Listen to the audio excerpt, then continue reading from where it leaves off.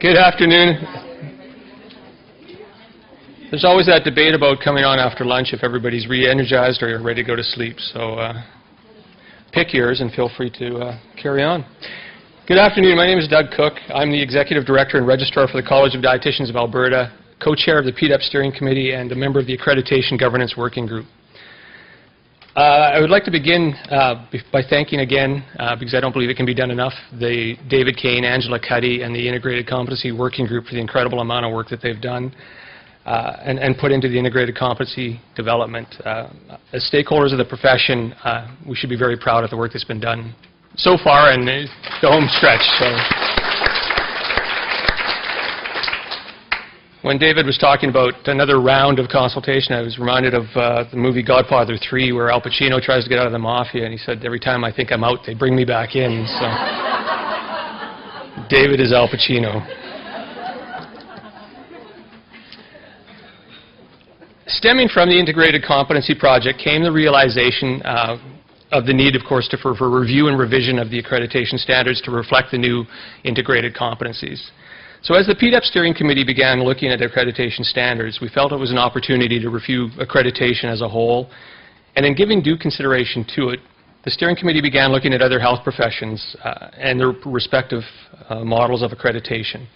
We soon realized that we have work to do in order to catch up to the allied health professions that we work with in establishing a true national program. The integrated competencies is a huge first step in that and is tied directly to accreditation. Dietetics is a regulated profession, and as such, the health legislation in the majority of provinces has put the onus on regulatory colleges to approve educational programs and standards. This legislative requirement means that there's a need for regulatory involvement in the accreditation process in order for colleges to fulfill their mandates to their governments. This is a dominant factor in why many of the allied health professions have already gone down the road that we now find ourselves on. The other contributing factor to reviewing accreditation was the collaborative aspect of the Integrated Competency Project and of PDEP as a whole. The collaboration that went into the development of the IC project was unprecedented for this profession, and as such, the resulting competencies, of course, are not the intellectual property of any one group, but are owned by the profession as a whole. While the competencies are directly tied to accreditation, PDEP saw a collaborative approach to accreditation as the natural next step. The first task from the PDEP Steering Committee was to establish working groups to address the issue of governance and to conduct a review and revision of the accreditation standards and to bring in a consultant to assist with the whole transition. And Dr. Jim Blackburn, who you'll hear from in a bit, former Dean of Pharmacy and Nutrition at the University of Saskatchewan, was contracted to help us with this project. Both working groups were formed with a mandate to make a recommendation to the PDEP Steering Committee on the accreditation model for dietetic education and practice. You can see the mandate that we're looking at and what our model structure will include.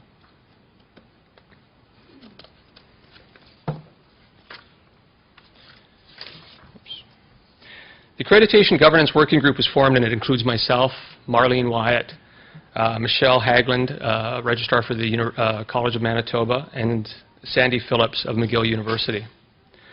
The Accreditation Standards Development Working Group, and this will all get confusing over time, I'm sure, was formed with participation from the three stakeholder groups.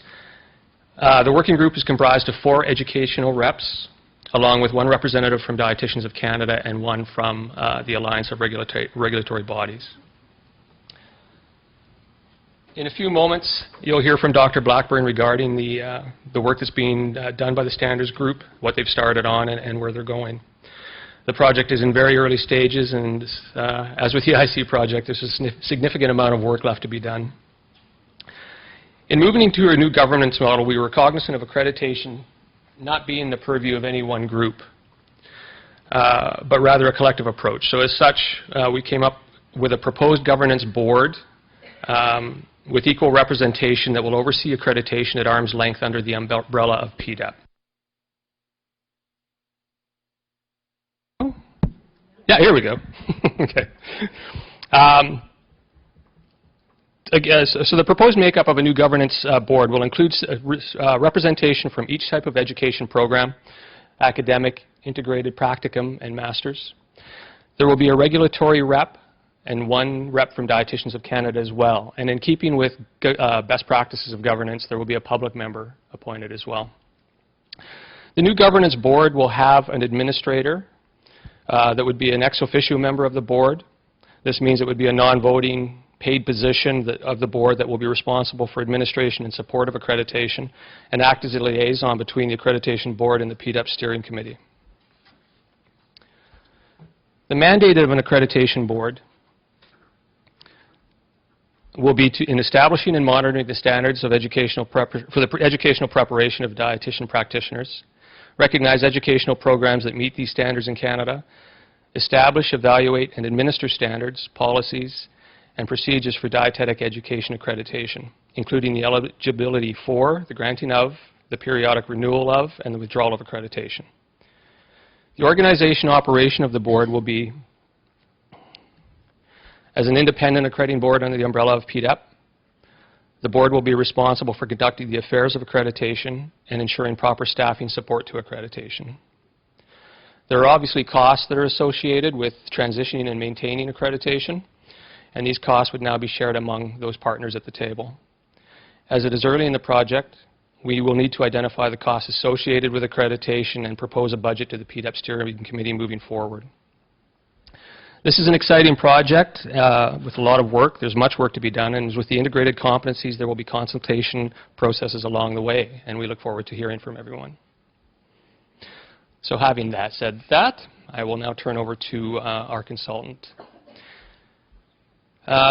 Dr. Jim Blackburn was a faculty member of the College of Pharmacy and College of Pharmacy and Nutrition at the University of Saskatchewan for 31 years, including 15 years as Dean.